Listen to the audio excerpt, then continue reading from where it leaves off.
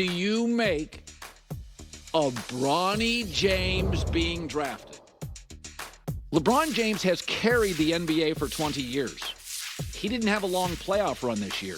Did you see the NBA ratings? As every other sport, WNBA, Copa, Euros, college football, up. NBA ratings, tank. No LeBron. Isn't it kind of an understanding in America? You do me well, I owe you a solid. That's like a given, right? I take you to the airport. You're buying the next dinner. I help you move. I get a little something back. If I carry your sport, get you a new TV contract worth $7 billion, you got a problem with Bronny James getting drafted by the Lakers?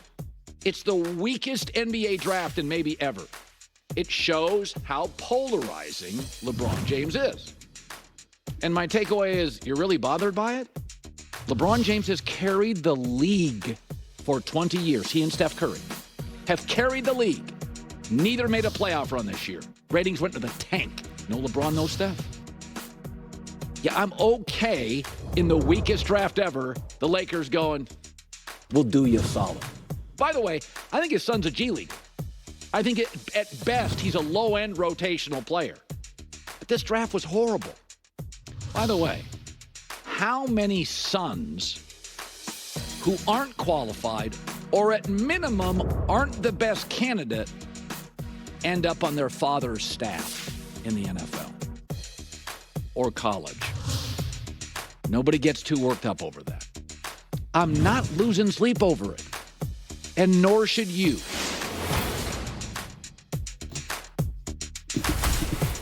So this is interesting. The WNBA ratings are in for the WNBA All-Star game against the U.S. Women's Olympians. And I don't know what happened, what's going on, but it smashed their all-time records, destroyed them. They played before, the WNBA All-Star team and the USA Olympic team. They played before, and nobody watched. And this time, they smashed records, proving once again that Caitlin Clark is driving revenue for the league and should be now on the Olympic team. But she's not. I'll get to that in a second. What's interesting, though, is with the Paris Olympics starting Wednesday, the league is now on hiatus until until August 15th.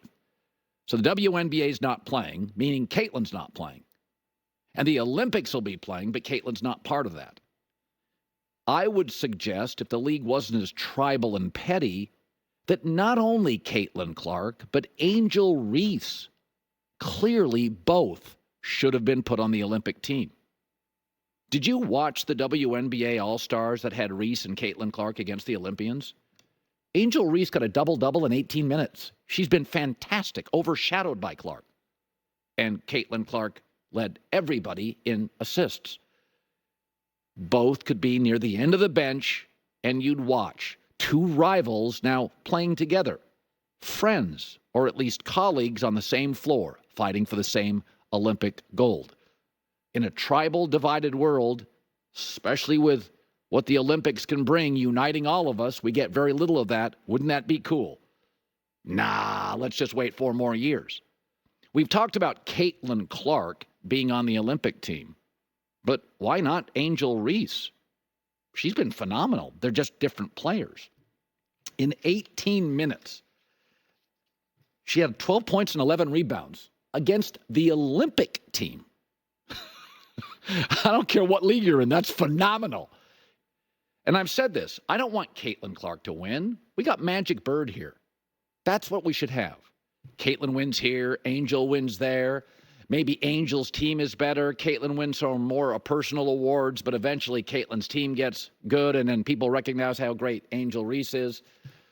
So no Angel or Caitlin Clark for the next month as football camps open up. The WNBA will now disappear, but women's basketball doesn't need to. If they had Angel Reese and Caitlin Clark, even back of the bench, both playing together for the first time on the Olympic team. You keep telling me these amazingly talented young women aren't ready for it. I'll say it again. Women's basketball's not quite ready on how to handle Caitlin Clark and Angel Reese. Here's J-Mac with the news. No. Turn on the news. This is the Herd Line News. Oh, it is a Wednesday. Starting to percolate. Very exciting. Live in Los Angeles. It's the Herd. Wherever you may be and however you may be listening, thanks for making us part of your day. J-Mac. Deshaun Jackson, the former All-Pro receiver, funny guy, is going to stop by our show today. I really like Deshaun Jackson. Nick Wright next hour, top of it. I was going to start the show today, and it was kind of negative, so I inserted a positive story as our second story, because yesterday I kind of brought the hammer, and that's not who I am. It's just not out of character for you, for sure. By the way, I dropped something in your dressing room before the show, a major surprise. Someone sent it to me. I don't know if it's a fan or not, but I think you'll like it. So just something to look forward to. Well, let's scurry through this first segment so I can go check it out. So sources this morning, star receiver C.D. Lamb says, I'm not showing up to Cowboy camp. Go ahead and find me. I think because of their scarcity of weapons, they just don't have much offensively right now. He's going to get his money in a new contract. And then I think by the end of the year, they'll pony up the Brinks truck for Micah and Dak. Listen, the last 8 seasons have been pretty good for the Cowboys. Pretty good. Better than most. 4 division titles, 5 playoff appearances. A couple playoff wins in 8 years isn't enough. But I think this season marks the slow, steady decline of the Cowboys. And you thought you'd seen the worst of it. Dak, in his prime still, probably late prime, will keep you relevant. He's a B-plus quarterback. But they are going to, and it'll start with C.D. Lamb's contract, get absurdly top-heavy. That's why they couldn't spend any money. They're too top-heavy now in free agency. There's 2 factors that really play into this steady decline. The NFC was weak and wide open for the last several years, and they couldn't take advantage of it. Now San Francisco, Detroit, and Philadelphia are loaded, have much better rosters than the Cowboys. The Rams and the Packers have much better young talent. Atlanta, with Kirk Cousins, more good players offensively in an offensive league than Dallas.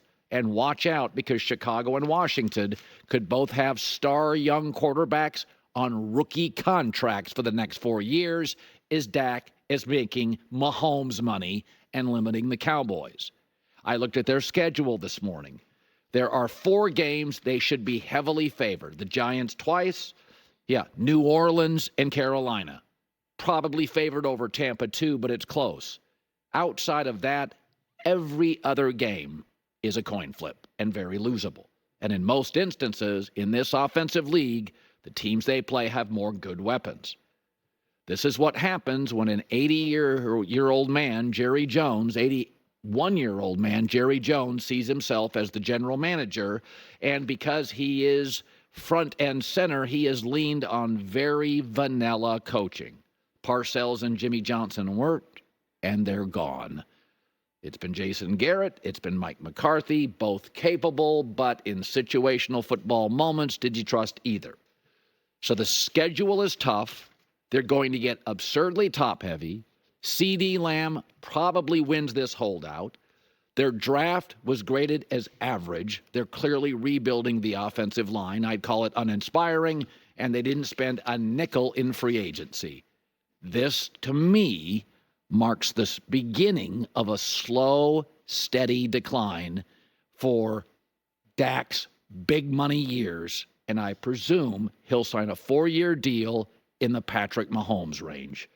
Mark Sanchez yesterday sees the same issues. Think about the difference between maybe Dak and the Cowboys his rookie year and the talent he had around him, the other explosive players. Who's going to help this team elevate suddenly, and where are the weapons? Who am I throwing to?